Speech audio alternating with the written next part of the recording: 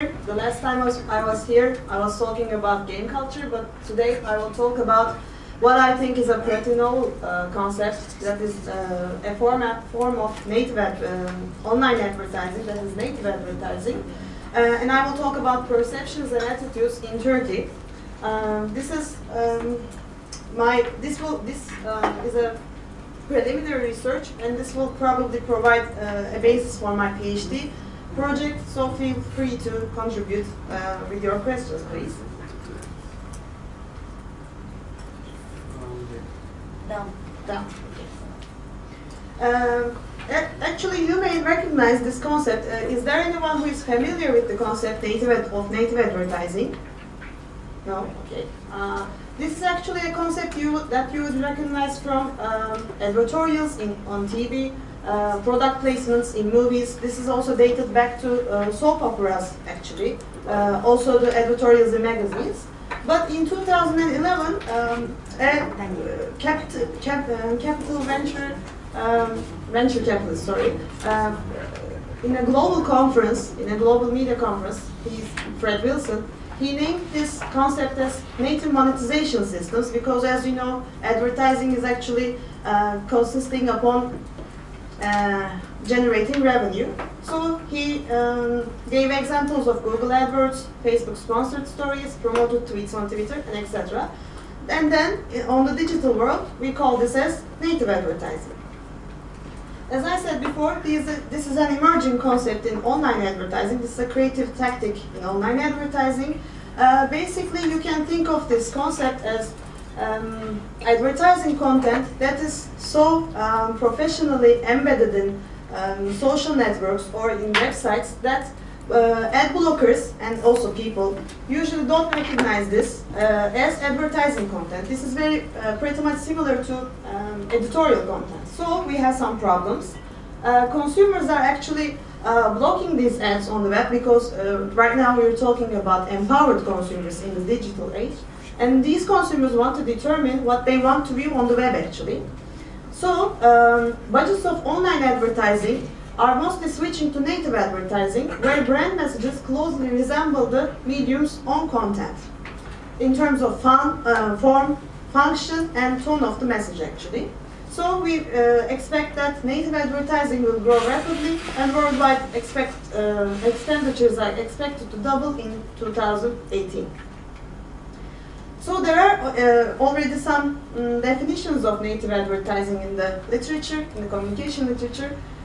Native advertising is likened to brand storytelling when two distinct brands, I mean two distinct brands, I usually mean the brands, the advertisers, and the publishers. They have similar attitudes, so they come together and create an experience that enriches that advertiser's story. This is also likened to a brand and medium related content which is relevant to consumer satisfactions, and it's also a form of course, paid media where the ad experience follows the natural form and function of the user experience in which that is placed. Internet Advertising Bureau already recognizes 6 formats of native advertising. The most prominent one is the in-feed one.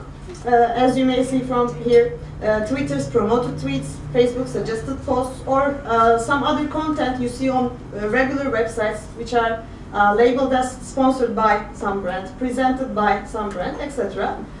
Google search ads are also called as native advertising because they are paid search units which come to you while you're searching the ad, but the first one is usually almost always a paid unit. There are also recommendation widgets in websites which appear when you're reading a news story, for example, and there is a recommended story that is sometimes a branded content, actually. You have promoted listings that may appear on eBay and Amazon, and also there are custom implementations such as branded playlists, and the sixth one is, as IAB says, can't be contained because this is a creative strategy and tactic. We have many other ways to conduct native advertising on the web. But, as I said before, we have some problems related to native advertising because, as I said before, this is a form which is actually embedded in a website that you or the web or your web browser's web blocker cannot recognize. So the problems are, can we recognize the source of this ad? Is the source a publisher, a brand, or an expert? Can consumers identify these native ads from other editorial content? Can we distinguish it from real content? And is the publisher, for example, transparent while presenting that? These are the ethical problems usually. There are some existing research on native advertising, but none of them are in Turkey. There are some from UK, US, and the Netherlands. They believe that a clear disclosure of this type of online advertising can actually deliver effective results as much as they are transparent to the customer. And consumers, they say that consumers find native advertising less irritating, more informative and amusing than traditional banner ads or display ads. And also they say they find out that consumers notice these banner advertisements more clearly, and younger respondents are more likely to notice these advertisements on the web than older respondents. So this will be one of the focuses of my research. We are going to talk about the differences of perceptions and attitudes of digital natives and digital immigrants. By digital natives and immigrants, I mean the people who are born after and before 1982 usually. Another research result tells us that when consumers are clearly informed that the content is sponsored by a brand, they think that this is acceptable, okay. Funny native advertisements and informative native ads are also accepted as long as they have a clear fit between the medium and the brand's own content, and they should be interesting to consumers. But they have lower brand recognition. This is also a finding. In that sense, my research objective is to examine native ad format perceptions of digital natives and immigrants in Turkey, because as I said before, we don't have much research in Turkey. We are also aiming to explore attitudes and understand the similarities and differences between them in terms of their perception and attitudes. So my research questions are as follows in accordance with that objectives. We adopted a qualitative approach because, as I said before, this is a novel concept, and most Turkish consumers do not recognize what it is as native advertising. So we have to somehow define it to them.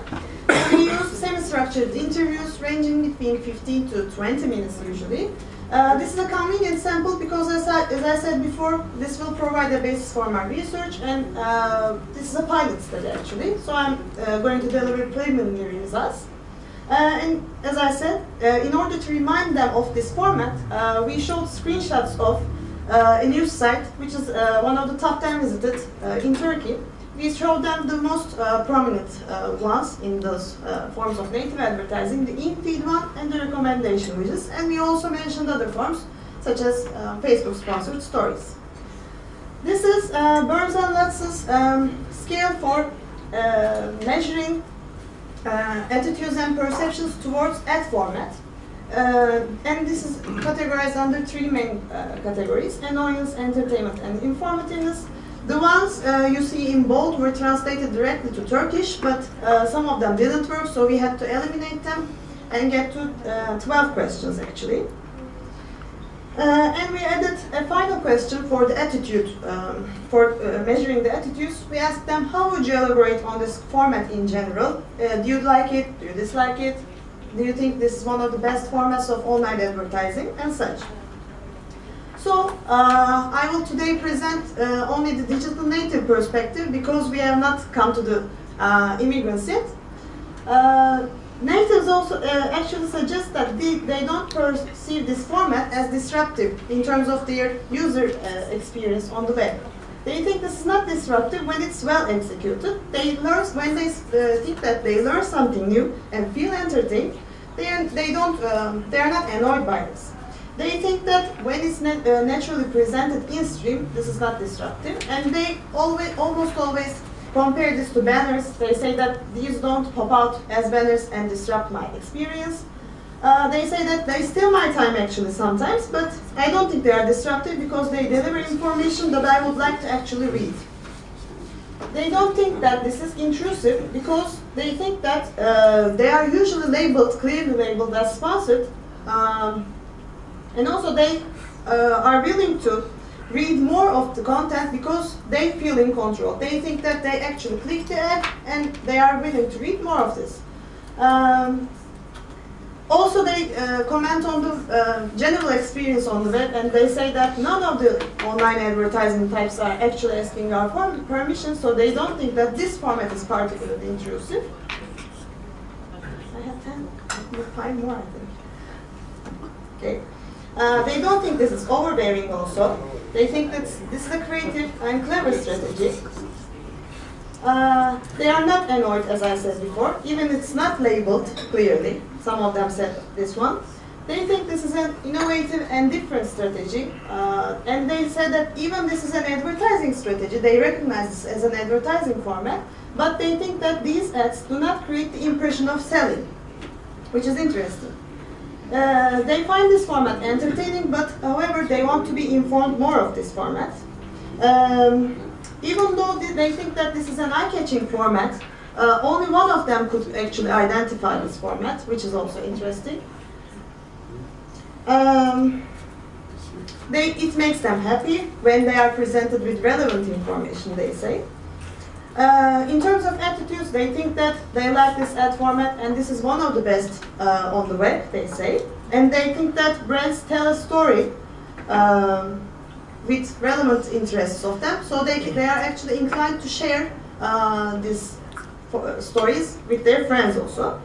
So what's next for us? We will do more interviews with digital natives with a stronger sampling, of course, and we will do interviews with digital immigrants. We did some, and we feel that there is a clear distinction between their perceptions and attitudes. Most of them are clearly annoyed by these ads, just like banner ads. And we will try to explicate this with uses and gratifications theory, and we think that also this has serious managerial implications in terms of the potential of advertising in Turkey. And of course, we have to talk more about this disclosure and ethical issues, but this is how advertising is. So thank you very much. Thank you very much.